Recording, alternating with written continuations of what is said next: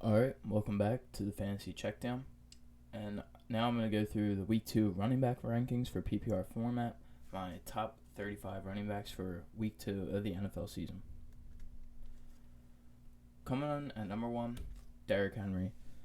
Maybe a shock to a lot of people not to see Christian McCaffrey number 1, but Derrick Henry coming off a 31 carry, 100-plus yard game against a solid Denver defense. Faces off against the Jacksonville Jaguars, who he just dominates year in, year out. Jacksonville is a game he had the 99 rushing yard touchdown, insane run against, and he just always has Jacksonville's number. Jacksonville's defense just keeps getting worse and worse.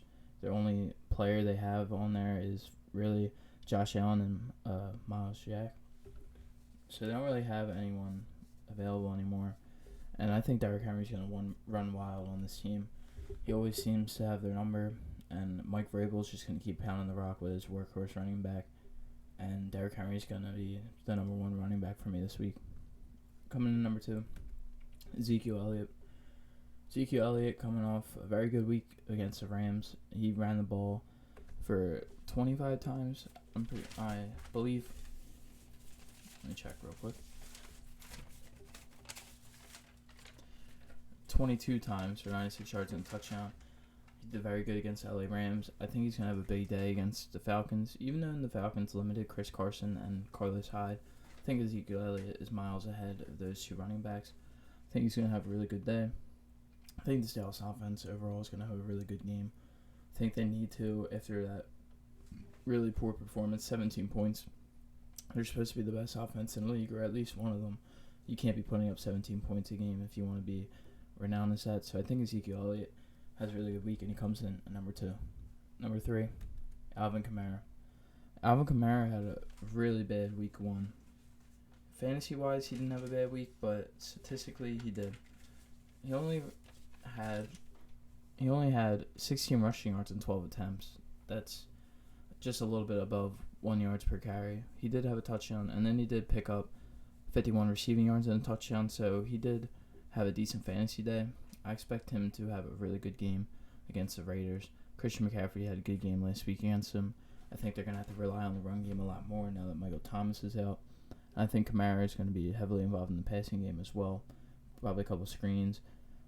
And I think New Orleans probably is going to dominate this game. I can't really see them keeping Vegas in it.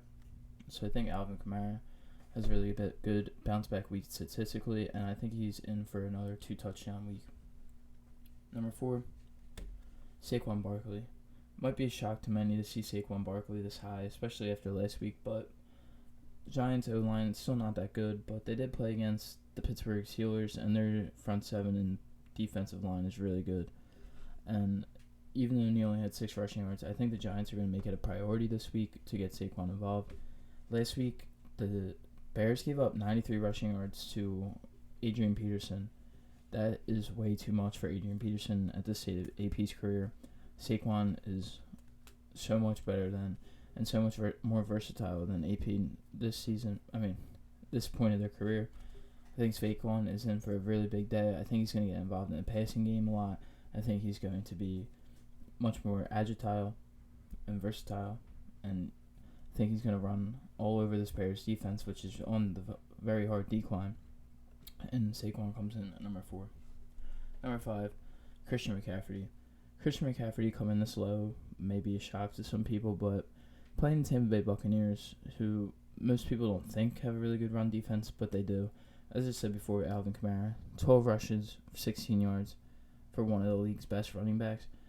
I know Christian McCaffrey's better than him, but Christian McCaffrey last year against Tampa Bay wasn't that good. I think he can make up for it in the receiving game on some screens and dump offs, but other than that, I don't think he's going to have a lot going in the run game. I think Tampa Bay is going to control this game for the majority of the part. I think he might get involved in passing game more because I think Carolina's going to be down, so they're going to have to throw themselves back into the game. But in terms of fantasy, I think you have the 4 I put in front of him are better options than Christian McCaffrey this week. Number 6, Dalvin Cook. Dalvin Cook only rushed the ball for 12 times in week 1, which is kind of shocking to me considering he just got paid a new contract. But I guess since they were down, they want to limit his rushes. They don't want him to get hurt. But Alexander Madison did see a lot of time and touches in week 1, so that is something to keep an eye out. But I think Dalvin Cook has a really good week against Indianapolis Colts, who really did not look good at all. Lost to the Jacksonville Jaguars, who many believe were the worst team in the NFL coming into week 1. Still might be, but as of right now, they're not. But I think Dalvin Cook is going to have a good week. I think they're going to try to get the run game going right away before they have to start throwing the ball, just like they did against Green Bay. But I think Indianapolis' offense is a lot weaker than Green Bay, so I think the Vikings are going to control this game, which only means they're going to have a lot better clock management this week, and I think Devin Cook's going to have a big game ahead of himself. Number 7, Clyde Edwards-Helaire.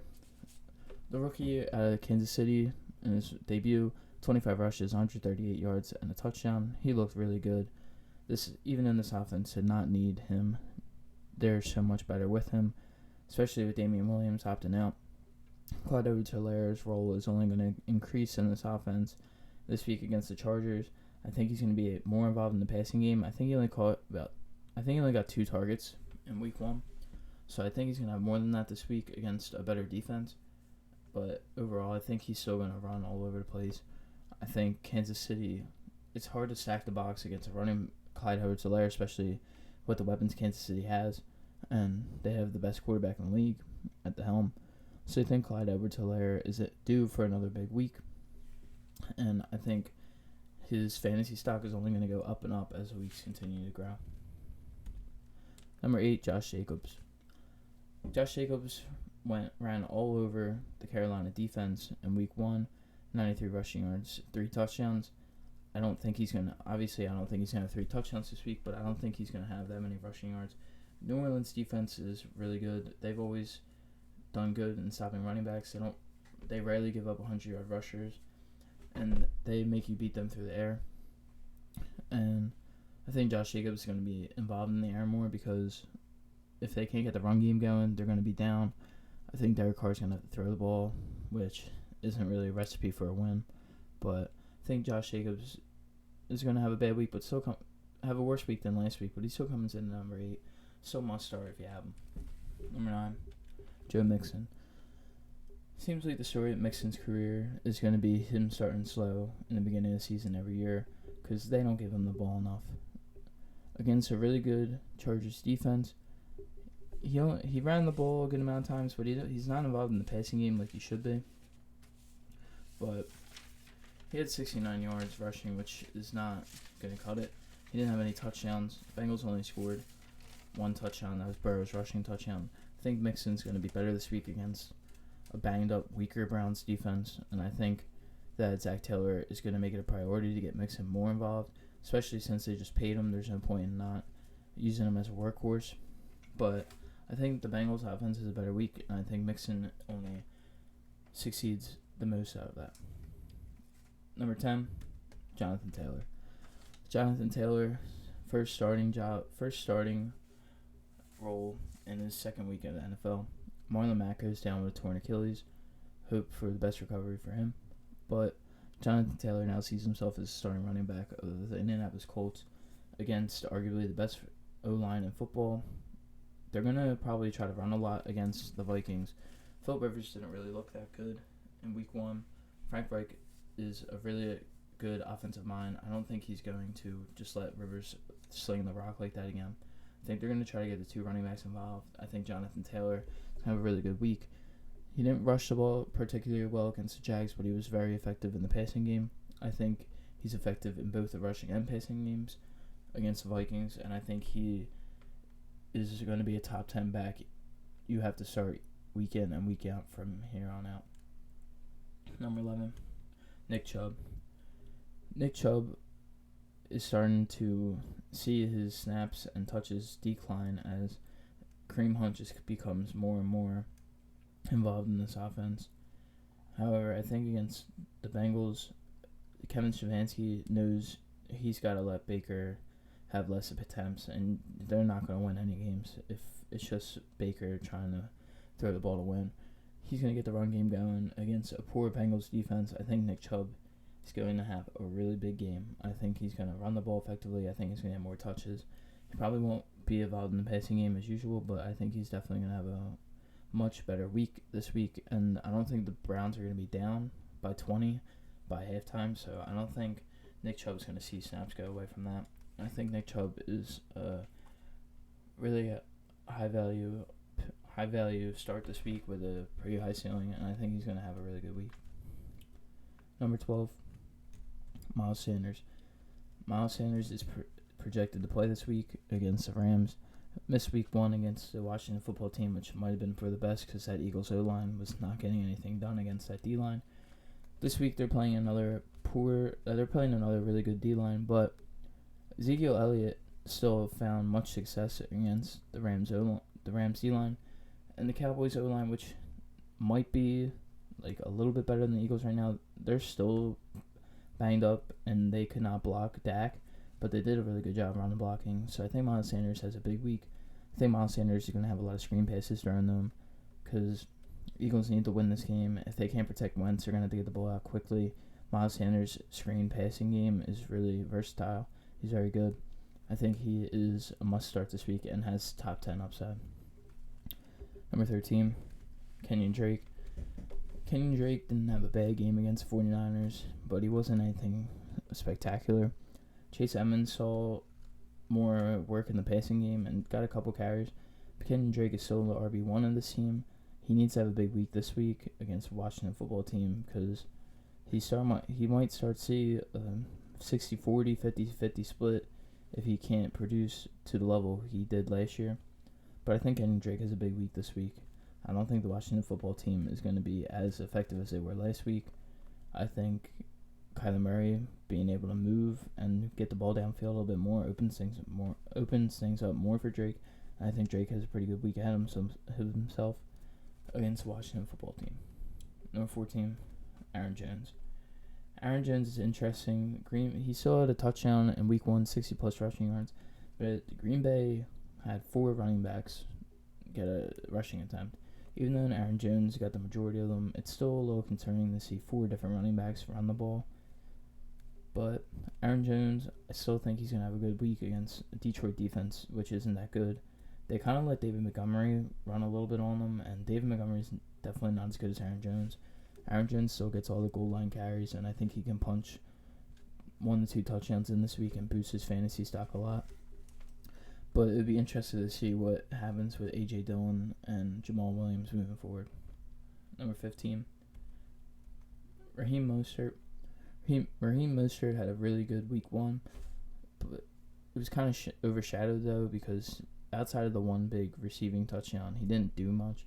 But this week against the Jets, the 49ers are very banged up. George Kittle might miss a game. They're already missing Deebo Samuel. Brandon Ayuk might not play again.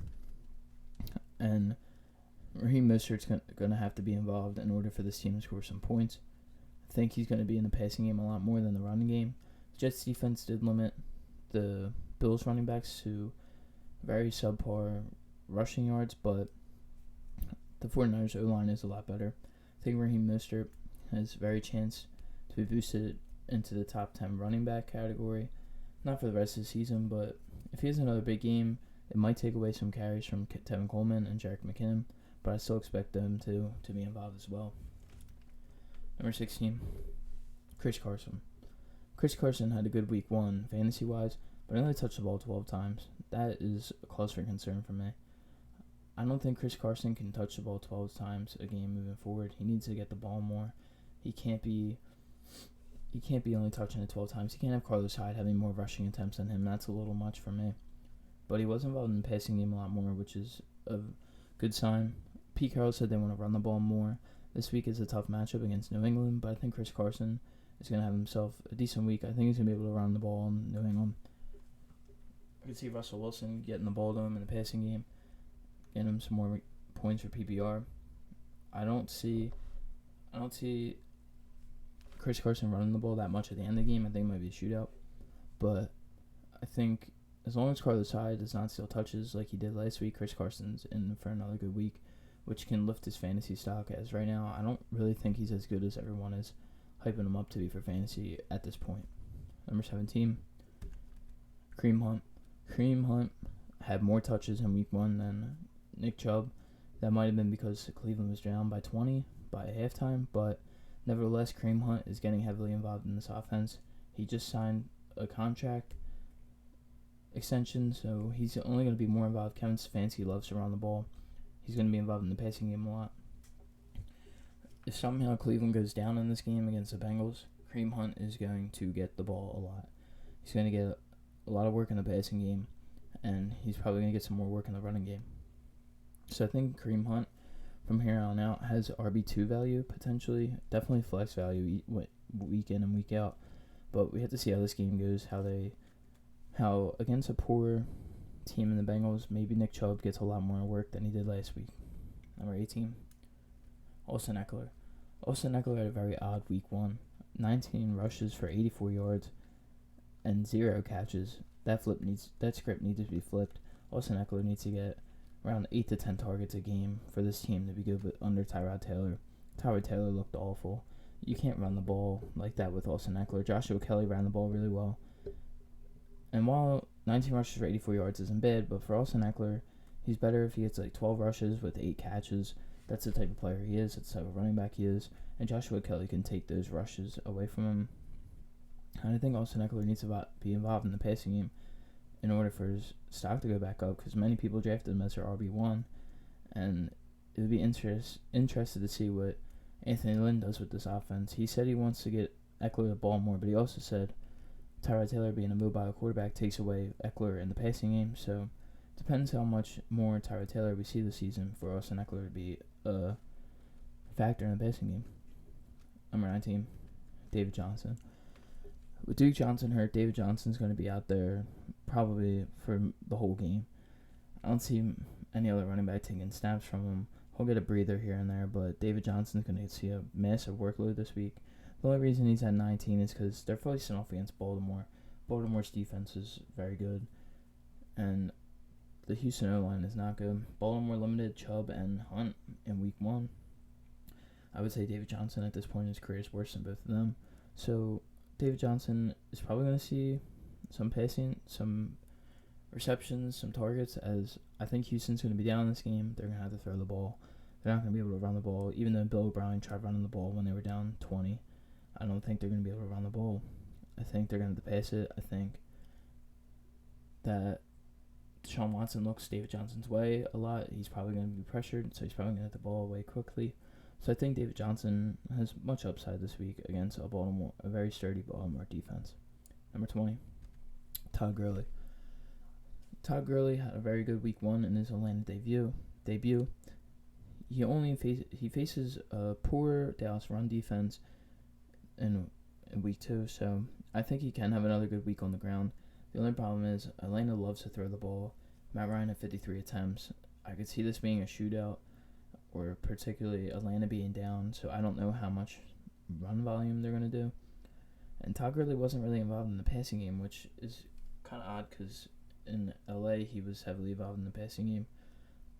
But if the Falcons can get a run game going like the Rams did with Malcolm Brown, Todd Gurley can have a really big week, punch in 2 touchdowns, have at least 80 rushing yards, maybe a catch or 2. But I think moving forward, the Falcons they love to throw the ball. So I'm unsure how Todd Gurley is truly going to be this season, but he's still a solid RB2. 21, Mark Ingram. Mark Ingram is probably the most interesting running back on this list. The feature back in Baltimore now lost a goal line carries to J.K. Dobbins.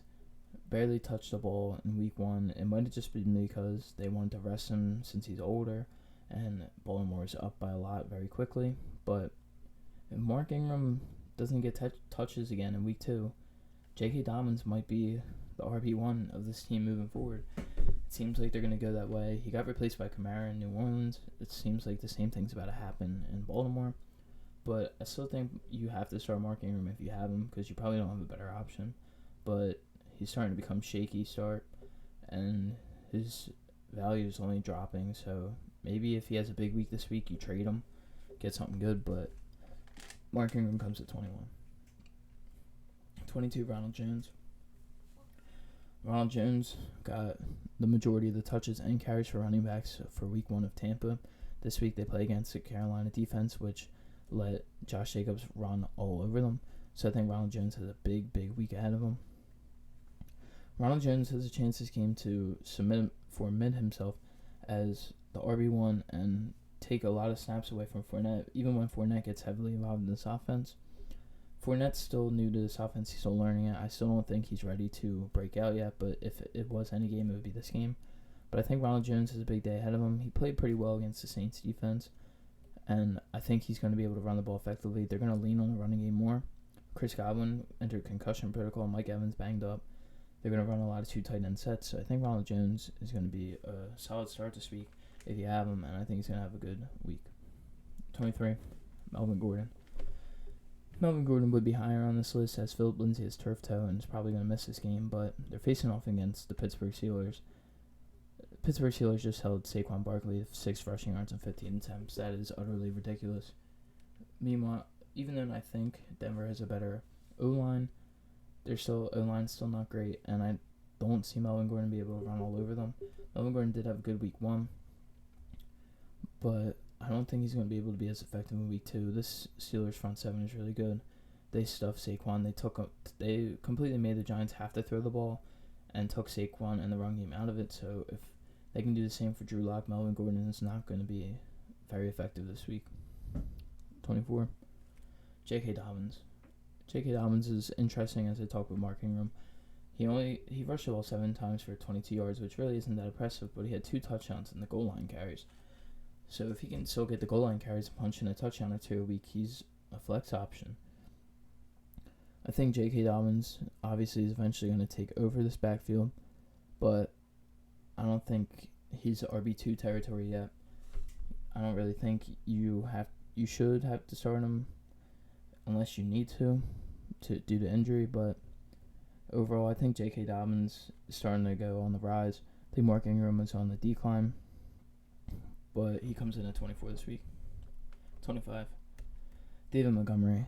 David Montgomery's interesting as well. He had a solid week against Detroit, but this week he plays against the Giants, and the Giants let Benny Snell, the second string running back, run all over them. So I think David Montgomery could have a really good week. His stats for week 1 weren't anything special, but they were still pretty significant considering he was injured. 13 rushes, 64 yards, nothing special, nothing crazy, but still a pretty solid week. I think that he has a good week ahead of him. This is a good matchup for him. The Bears might try to run the ball more now because Mitch Trubisky was not good until the 4th quarter. If Mitch Trubisky starts to play poor, we could see Nick Foles.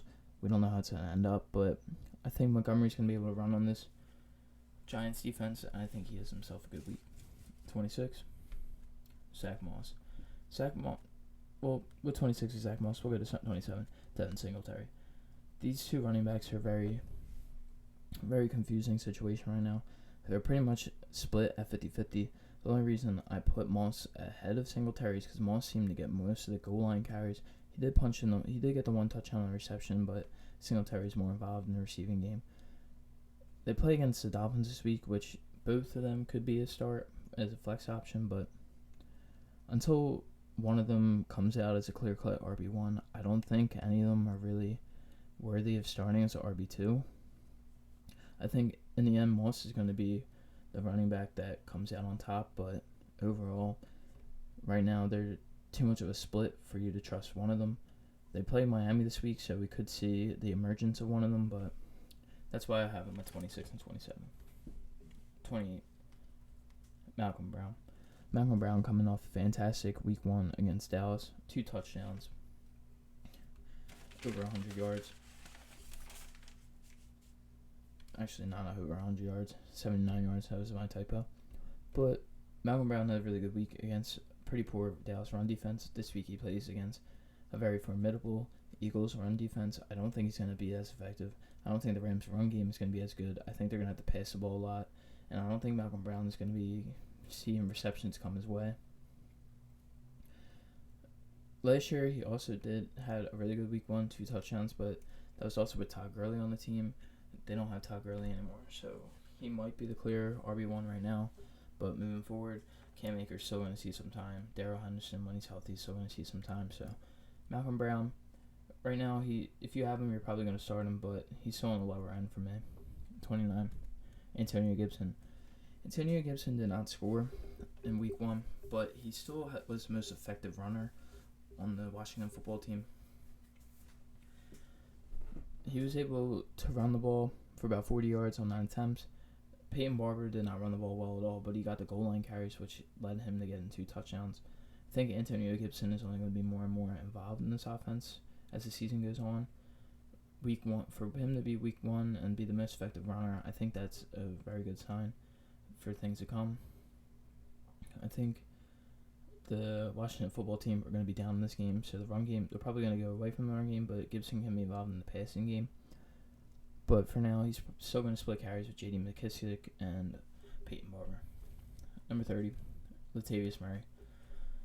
I'd probably put Latavius Murray, honestly, at 26 right now, especially with the injury to Michael Thomas, but he sits at 30. He had more rushing attempts than Alvin Kamara in week 1. He was more effective on the ground in week 1.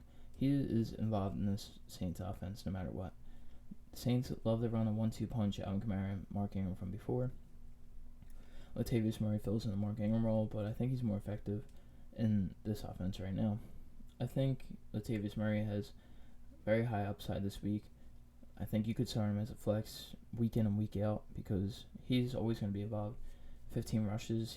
I think he was involved in the passing game a little bit, but this week they're going to have to run the ball a lot because no Michael Thomas. Drew Brees doesn't look like himself yet. I think they're going to have to run the ball.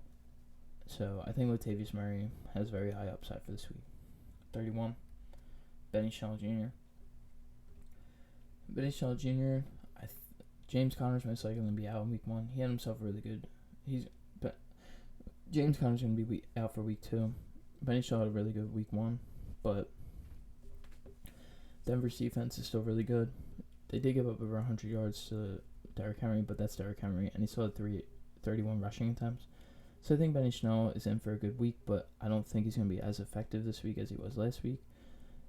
Denver's going to have to rely on stopping the run game, but they're also going to be without A.J. Bouye, so they might have to throw more players out in coverage. But I think Benny Snell could be a solid flex option this week, not RB2 for this matchup. 32, Nyheim Hines.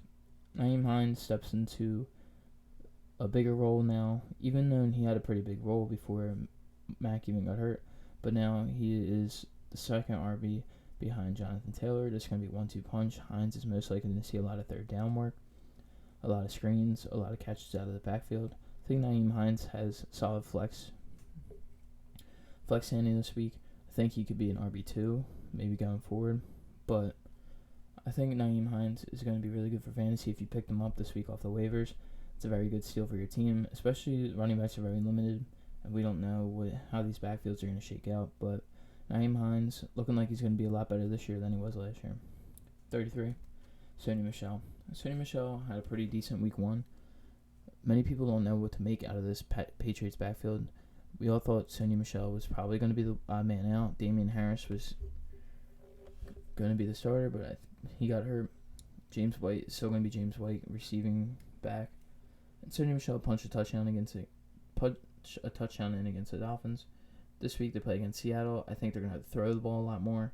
I think Sony Michelle is going to be the outlier. I don't think he's going to see a lot of work this week. But going forward right now, he's still the lead rushing back. Rex Burkhead got a decent amount of carries in week 1, but that's only because Rex Burkhead has been there for forever. I think Sony Michelle is their RB1 right now until Damian Harris comes back. So if you have to start him, but there's definitely better options. 34, James Robinson.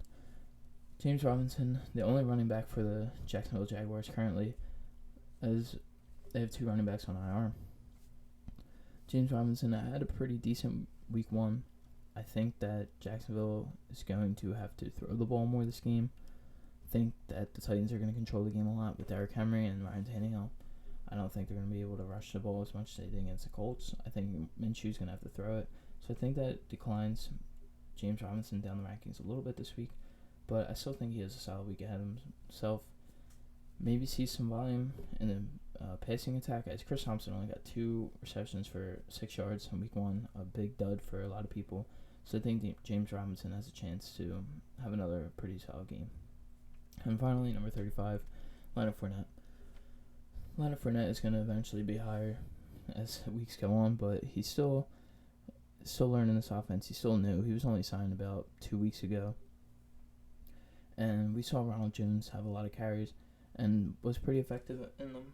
I think that Lena Fournette was not as effective on his rushing attempts in week 1, but I think Lena Fournette is still going to be more involved. I still think they're going to have to try to involve him. I think this would be the week to do it against Carolina. But unless you truly, truly have to, I know I said this before, but you're not starting Lena Fournette this week. There's no way. Keep him stashed on your bench until something happens to Ronald Jones, or they announce Lena Fournette gets a bigger role and he's ready for it. But as of right now, he is very, very only in the start territory if you have that many injuries or you're that limited at running back or your league is that deep. Anyway, thank you for watching. This is my top 35 running backs for week 2, and I'll see you next time.